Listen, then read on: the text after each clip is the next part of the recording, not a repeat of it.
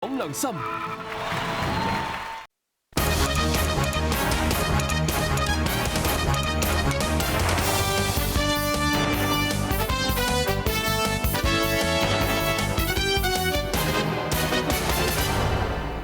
歡迎收睇6點鐘新聞，我係吳秀華，我係李卓敏。先睇今日嘅新聞重點。中共18大閉幕，習近平、李克強同8個上屆政治局委員當選為18屆中央委員會委員。堅持一國的原則和尊重兩制的差異有機地結合起來。李剛話：無論人事點變化，中央對港澳方針都不變。政府批地俾私家醫院，條件係提供非牟利服務，咁但係院方將大半地皮用嚟發展住宅。新聞嘅詳細內容。中共第18次全國代表大會今朝閉幕，咁選出新一屆中央委員會同埋中央紀律檢查委員會等。熱門嘅總書記人選習近平同埋總理人選李克強當選中央委員。係咁，大會咧亦都通過17屆中央委員會嘅報告，同埋修改黨章，將胡錦濤提出嘅科學發展觀確立為中共嘅行動指南。咁相信將退出領導層嘅胡錦濤就形容大會實現新老交替。咁首先由李彤喺北京報導18大閉幕。走過90幾年嘅中共定調為繼往開來嘅18大閉幕之前，選舉產生咗新一屆中央委員。50後嘅2位上屆政治局常委習近平、李克強高票當選。大會由17屆中共總書記胡錦濤主持，通過咗大會報告同埋中紀委報告，並且通過咗修改黨章，將胡錦濤提出嘅科學發展觀同馬列主義、毛澤東思想、鄧小平理論3個代表重要思想一度確立為中共嘅行動指南，確立了科學發展觀的歷史地位，提出了奪取中國特色社會主義新勝利必須牢牢把握的基本要求。應該係最後一次主持黨大會嘅胡錦濤形容實現咗新老交接。大會選舉產生了新一屆中央委員會，實現了新老交替。大會還選舉產生了新一屆中央紀律檢查委員會。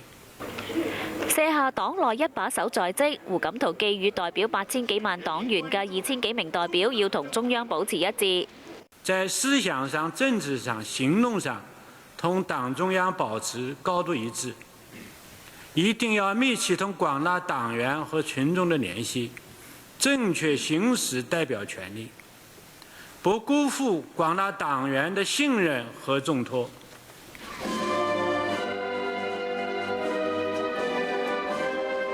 喺國際歌聲中，中共再次完成咗換代嘅交接，已經做咗20年政治局常委。胡錦濤10年前從江澤民手上接過總書記一職同埋國家主席，而江澤民就擔任多中央軍委主席2年之後，先至完成黨政軍嘅交班。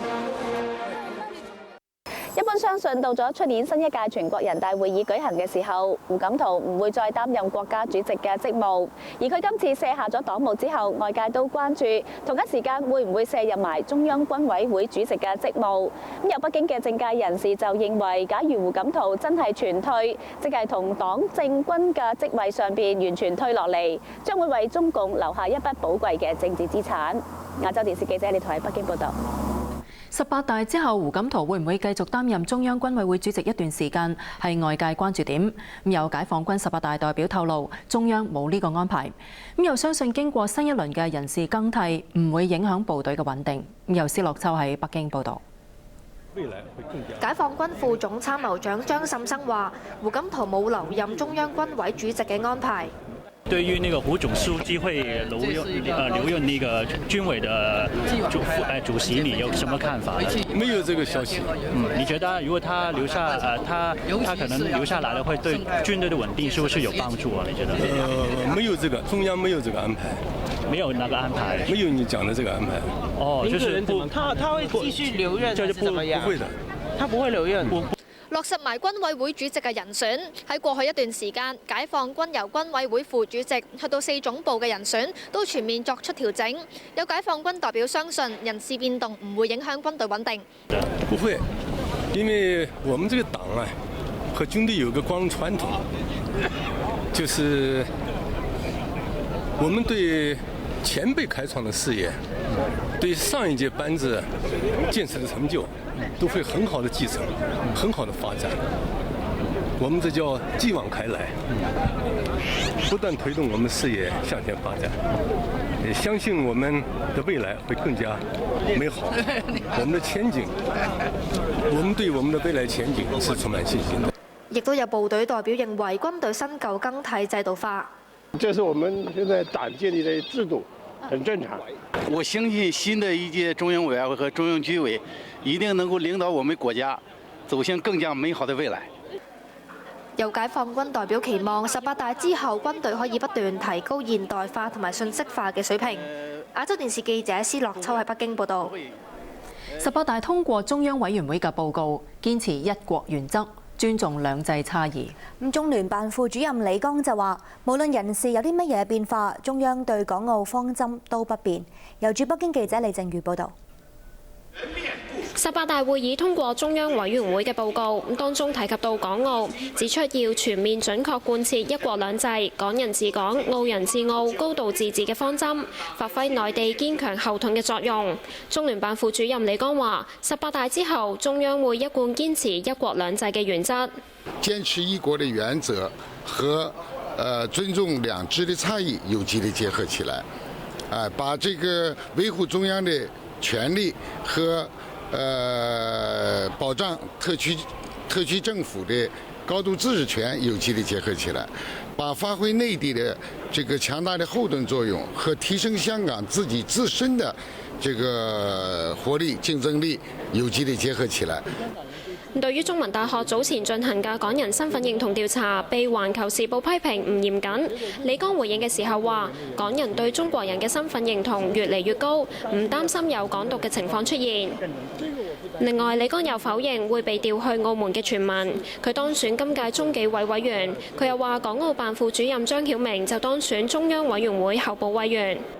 李剛又話：18大之後，無論人事有任何嘅變動，中央對港澳嘅基本政策同方針都會不變。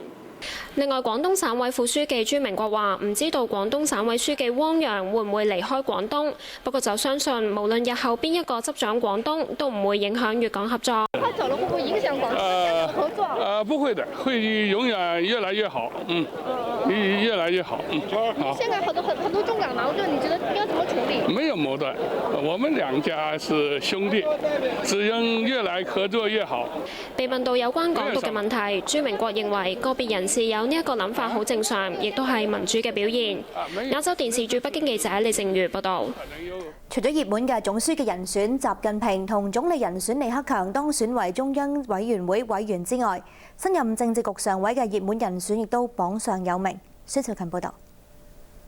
18屆中央委員會委員嘅名單，新任政治局常委嘅熱門人選包括王岐山、劉雲山、劉延東、李源潮、汪洋、張高麗、張德江同埋俞正聲都榜上有名，而王岐山亦同時喺中紀委委員嘅名單上，意味住佢好大機會出任新一任嘅中紀委書記。而中央軍委副主席范長龍同埋許其亮亦當選18屆中央委員會委員。中共18屆中央委員會聽朝舉行第一次全體會議，選舉中央政治局委員、常委同埋總書記。新選出嘅常委聽日上晝11點幾同中外記者見面。亞洲電視記者孫兆勤報道。睇返呢本港消息，審計署發表新一份嘅行功能值報告，批評政府批地俾私家醫院發展嘅時候監管不足。咁有私院咧將近半獲批嘅土地發展成住宅，咁亦都有醫院咧未有依照批地嘅條件提供非牟利嘅醫療服務。